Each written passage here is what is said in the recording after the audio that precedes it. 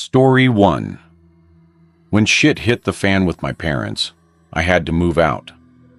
I was down on my luck living situation-wise, and I could only crash on the couches of my friends for so long. I was looking on all the roommate and apartment apps and websites, and I found something that caught my eye on this app. A man named Luke had listed a room for rent in his 3-bedroom, 1-story house. The rent price was $1,200 a month. He'd basically be my landlord and roommate, as he would also be living in the house. He made sure to note on the ad that he'd be out of the house most of the time, and that the renter would have the place to themselves often. He did put in all capital letters a few ground rules, though, including no parties, no large gatherings, no drinking in the living room, and no use of the basement. They seemed like pretty standard rules. I went to view the house in person and meet Luke the second he opened the door.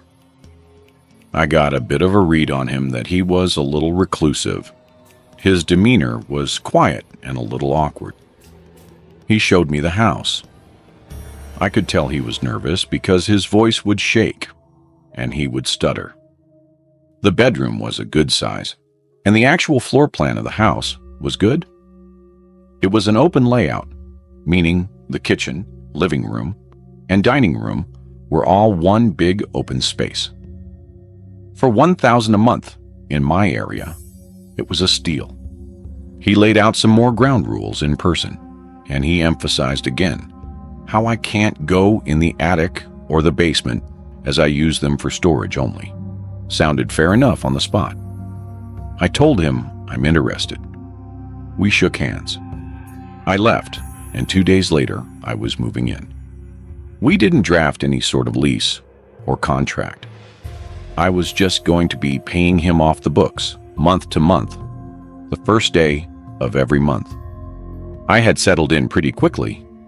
The bedroom I was renting was already furnished with a bed and basic furniture, so all I did really was hang some of my wall decor and fill the dresser and closet with clothes.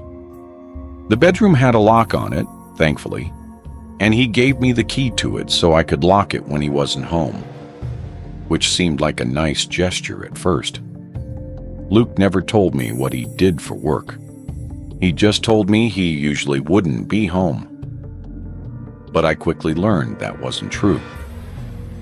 Anytime I'd come home from work, his car was always in the driveway. Quickly, I started to pick up on loud sounds outside of my bedroom. At night, from footsteps to doors opening and closing constantly.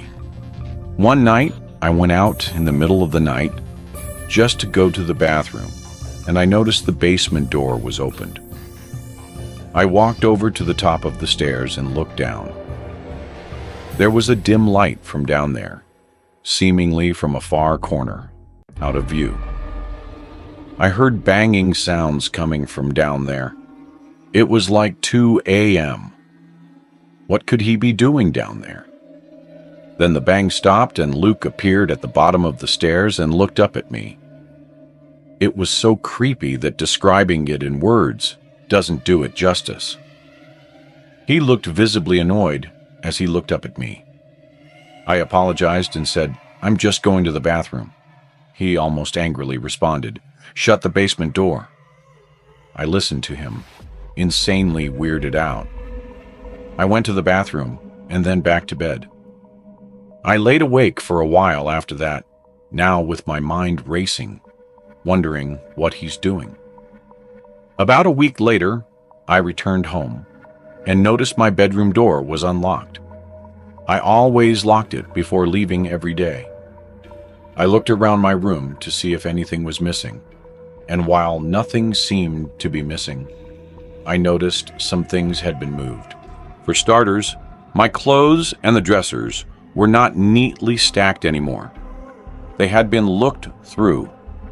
I could tell the closet door was also cracked open. It was dawning on me that he had his own key, and he likely came into my room and went through my stuff. This felt like a clear invasion of privacy and a violation of my tenant rights. I had to figure out how to confront him about it. I went to knock on his bedroom door, but he didn't answer. His car was in the driveway once again, so he had to be home. I was getting such weird vibes from all of this. I gave up and went back to my room after microwaving my dinner. While I was in my room, relaxing and watching TV, I heard the door to Luke's room open. I took this opportunity to get up and confront him.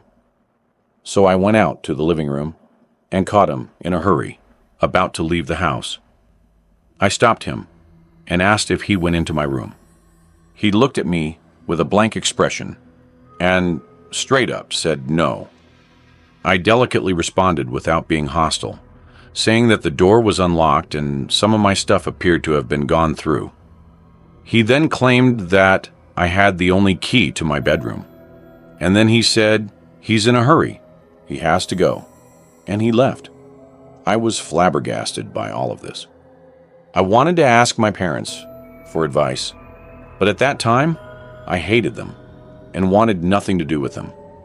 I was already back on the apps and websites, looking up other listings. I knew I didn't want to stay here. Then I realized this was the first apparent time that Luke wasn't home while I was. Curiosity got the better of me, and I had to check out the basement. I checked out the windows first to make sure his car was gone, and it was. I then went over to open the basement door. Oddly enough, I couldn't find any light switches, so I just used the flashlight on my phone to navigate around. The steps were so creaky, I felt like I was in an abandoned house. I got to the bottom, and there was a tan carpet that was curling upwards at the walls, as if it were poorly fitted to the floor. It was a very small basement, at least the main room. There was just this one ugly couch in the middle of the room. There was also a slightly funky smell down there. And the smell only got worse as I got closer to this door in the corner. I attempted to open the door, but unfortunately it was locked. Or maybe I should say, fortunately, because I'm not sure I fully wanted to know what was in there emitting that smell. It almost smelled like raw sewage, but worse. I did one little quick sweep around the main room of the basement, though, and I found nothing. Just some taped up cardboard boxes, which I was not going to open. I went back upstairs and shut the door. The rest of that night I stayed in my room. I never heard Luke come back. He must have gotten back after I had fallen asleep. I woke up. The room was still dark. My alarm was not going off. Something else had woken me up. I heard the floor next to my bed crack, and I turned and saw Luke leaning over my bed, looking at me. I screamed and he replied to me to shush, and then asked me if I went into the basement. I screamed, "Number, how did you get in here?" I locked the door. He then asked me, "Are you sure?" I flipped the cards on him and yelled, "Did you come into this room when I wasn't home?" He replied, "No." Then he turned around and walked toward the door. I asked, "How did you get in here?" Then I saw him hold up his hand in the dark. He wasn't holding anything at the time. I didn't know what it meant. He said to me before leaving the room, "I think you should find other living arrangements." And then he closed the door. I started packing my shit right then and there. I wasn't staying another minute in that house. I knocked on his door and yelled at him to give me half of the rent money back, since I'd only been there like 2 weeks. Moments later, he opened the door, and just his arm stuck out from the door, holding a small stack of $100 bills. He managed to make even handing me the money insanely creepy. I grabbed it. It was only $400. Whatever. It was close enough. I just wanted to get out of there. I was fully packed and out of there within an hour. I slept in my car that night. I ended up back in my parents' house the next day. And after explaining the ludicrous shit I just went through, something changed, where they were more welcoming to have me back. I still moved out a month later, but my parents and I are fine now.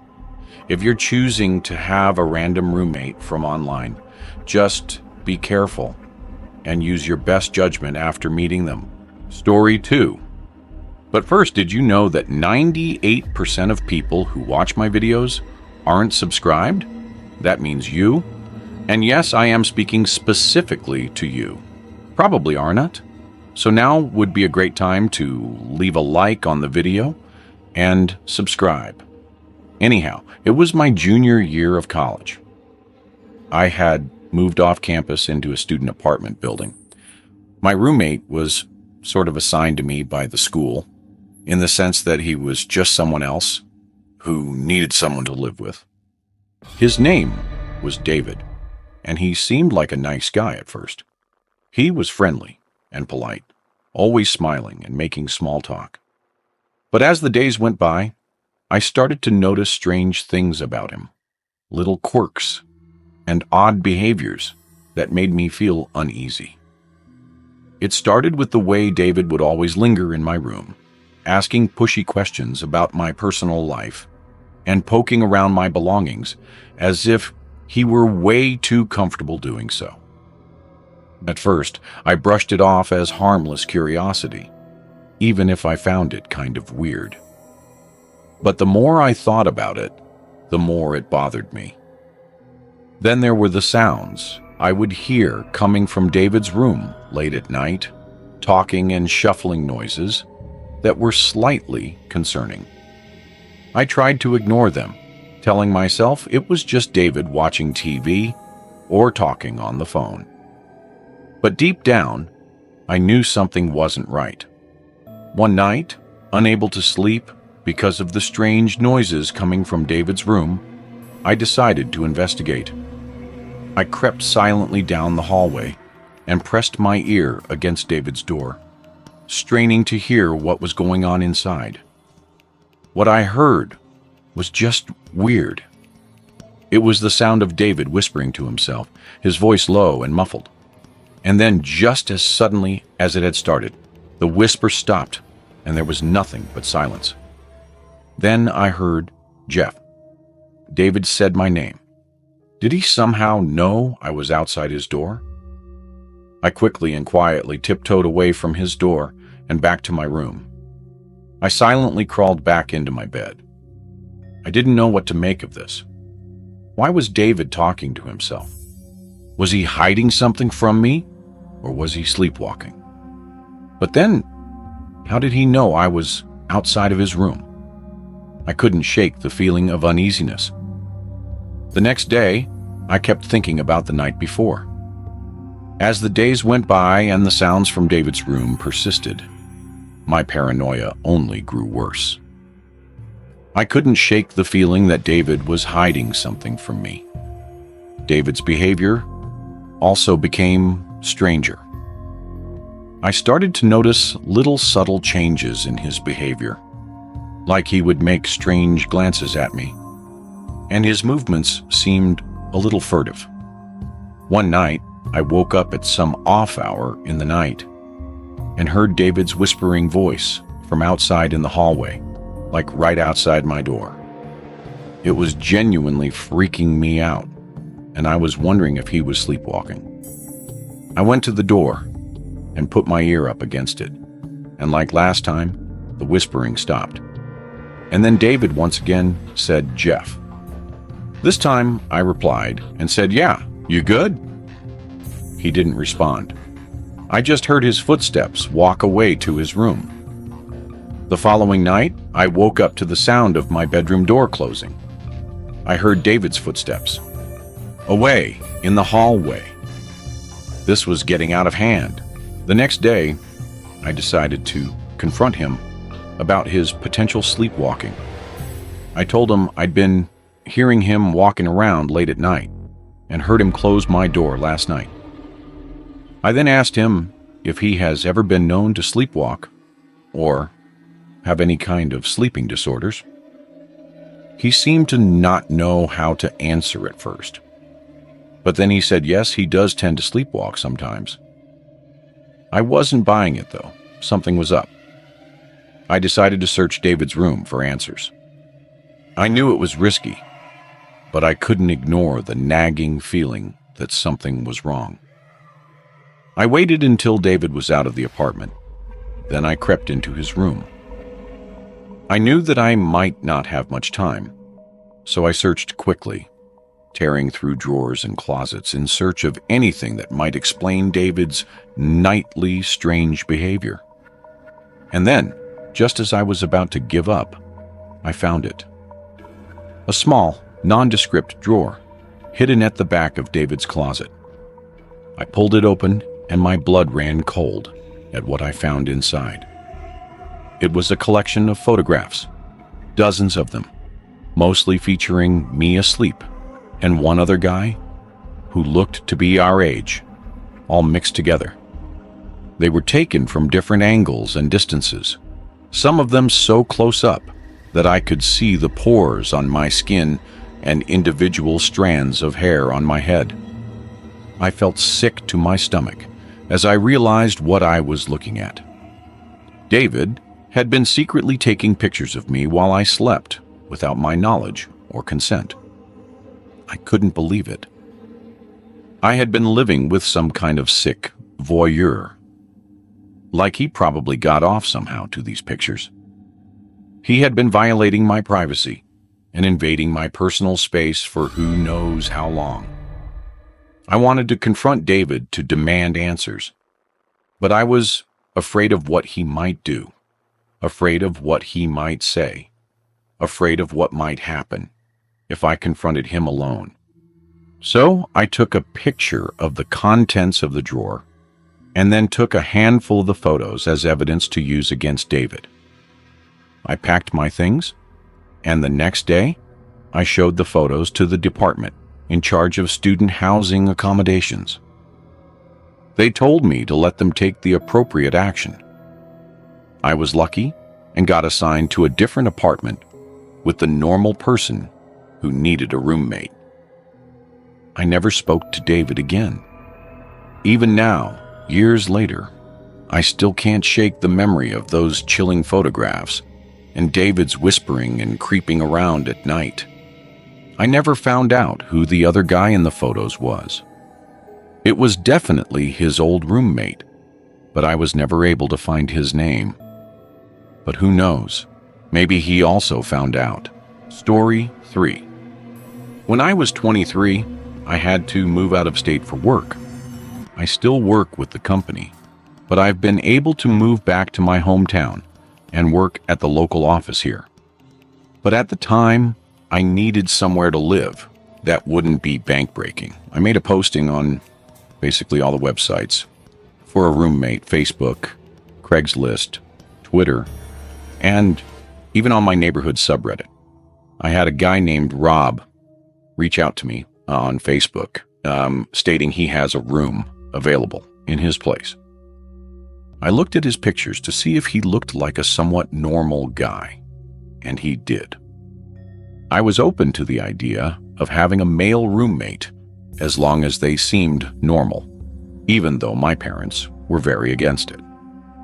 Rob and I FaceTimed, during which he gave me a virtual tour of the place. Apparently, he owned the place outright. It was a modest house in the middle of town, only a 10-minute drive from where my office would be. He also seemed pretty nice.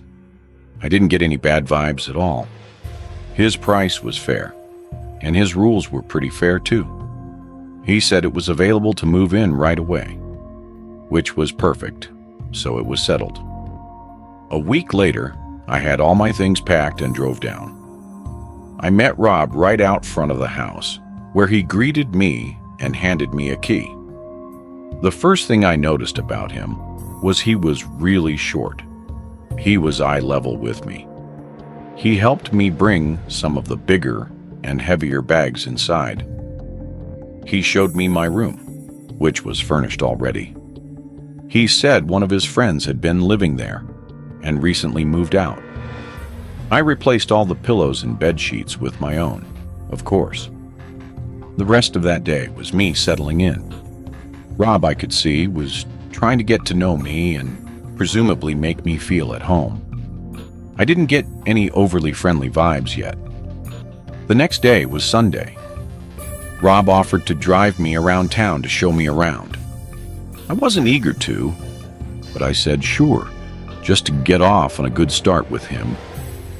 He drove us around town, showing me where the good shopping centers are, good restaurants and stuff like that. But then he offered to get us lunch. I really wasn't hungry, and he was suggesting a sit-down lunch, almost like a date. I didn't want him to get any kind of wrong idea. I just needed a room. I said I'm not hungry, and then he right away suggested we go grab drinks somewhere instead. I politely shot it down too, saying I don't drink on work nights. He was being a bit pushy, saying come on, just a couple drinks. I still maintained my politeness and said another time. He gave up, and he went really quiet all of a sudden, like he was upset. I'll admit, I was slightly uncomfortable, but nothing I couldn't handle yet. That week was my first week at work, and so my attention was focused mostly on adjusting to the work week. It wasn't until a few days into the week that I got home and did my laundry and noticed my hamper full of clothes seemed moved, like the clothes weren't how I remembered they were left. And it wasn't until I was loading the washing machine that I noticed a pair of my underwear was missing. I checked my room top to bottom like 5 times. It was gone. I had a disturbing thought. What if Rob? No. I refused to believe that just yet, and there was no chance in hell I would confront him and ask him that. Still, I was now starting to wish there was a lock on the bedroom door. That weekend, I bought a lockable doorknob from Ace Hardware, and while Rob wasn't home, I swapped out the current doorknob with the new one. Now, I can leave the place in peace. I figured I'd tell Rob the next time I saw him. He didn't come home that night, though. He must have been working. His schedule seemed pretty random. That night, I awoke to banging on my bedroom door. It was Rob. He was saying my name, and he didn't sound happy. I checked the time, and it was like 1:30 in the morning. I decided I would pretend I'm asleep. I was honestly kind of scared to open the door. I had a feeling it had to do with the doorknob, and I was right. The next morning, I woke up to a bunch of texts from Rob saying, "We need to talk. Be home after work." I simply responded, "Is this about the doorknob?" And he responded back, "Yes." I apologized to him and said I was planning on telling him. He replied back, "It comes off today." I was getting incredibly nasty and weird vibes from his tone. My next response I thought out a little longer and basically said how I hope he can sympathize and understand that I'm a girl, and I just feel safer being able to have privacy in my room. He responded a little nicer this time, but he still basically said no to my request and that the old doorknob needs to go back on. I was confused. I was upset, but I had to respect his rules. I did also install it without telling him, so I felt like he had a right to be kind of mad. But how did he know I changed it? It's not like I had the old doorknob sitting out in the open. The idea that he tried coming into my room that night kind of scared me. I changed the doorknob back the next day and returned to Ace. This is where things went really downhill, though. There was a knock at the door one day when Rob wasn't home. It was a girl around my age. She asked me if I was living here with Rob, and I said yes. She warned me to get out of there immediately, that Rob has multiple restraining orders against him from different girls, and he's known to be a very dangerous, creepy stalker. I was at a loss for words. I asked her how she knew I was here. She said she knew that he was trying to rent his room, and that it's not surprising he opted to have a girl move in. She said she saw me moving in, and wanted to wait till he wasn't home. Come warn me. I thanked her so much. I truly was terrified now. I had already paid Rob for the entire month. I didn't know what to do. She said she would help me in any way she could. I took her number and she left. I started packing my things and looking for other places I could move to. I found something across town, a studio apartment sublet for a little more money. I contacted the poster of the ad and she told me I could move in as soon as possible. Perfect. Now I just needed to tell Rob and get my money back. I started packing some of my stuff into my car, and I texted him that I'd have to be moving out tomorrow, as something with my family came up and I needed to go home. He didn't answer. He got back to the house about an hour later and asked me about my text. I came up with my best fake story possible, and he said, yeah, he'll give me the money back tomorrow after he goes to the bank. I was super relieved. About an hour later, he knocked on my door and then said, did by some chance some girl say something to you? I simply said no. What do you mean? And he said, never mind. It just seems like you're running away out of here for another reason. I insisted that it was purely because of the family reasons. He said, okay, and left. Sadly, the story didn't end there. I woke up that night and screamed at the top of my lungs when I saw a black figure sitting on the end of the bed. It was Rob. He turned and put his hand on my mouth and went. I said, please don't hurt me. And he responded, why would I hurt you? I knew someone said something to you. Don't believe what these girls say. I said, you're scaring me. And this part is still just as insane to me as it was in that moment. He started to caress my leg, and he said, I don't mean to scare you, right after I said he's scaring me. I got out of the bed and ran for the door, and he screamed at me to stop.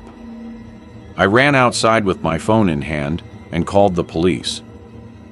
I hid in the bush until they showed up, and I explained the entire situation to them. They made Rob come outside and give his side of the story.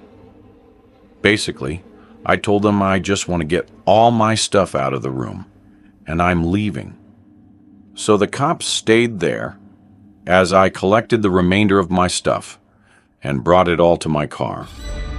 I also insisted on Rob Venmoing me the money back while the police were there, and he did so. Actually, the whole time the police were there, he tried his best to act like some normal dude. I could tell. One of the officers then pulled me to the side to tell me that this guy had been arrested before for other incidents with women, but Rob denied ever coming in my room or touching me or anything. So it was all he said, she said. I left the house and went straight to a hotel for the night. The next day, I moved into the studio apartment. Luckily, the girl who posted it was able to facilitate my quick move-in. I have never, and will never, live with another man who's not my boyfriend or husband ever again, or just anyone I don't know for that matter.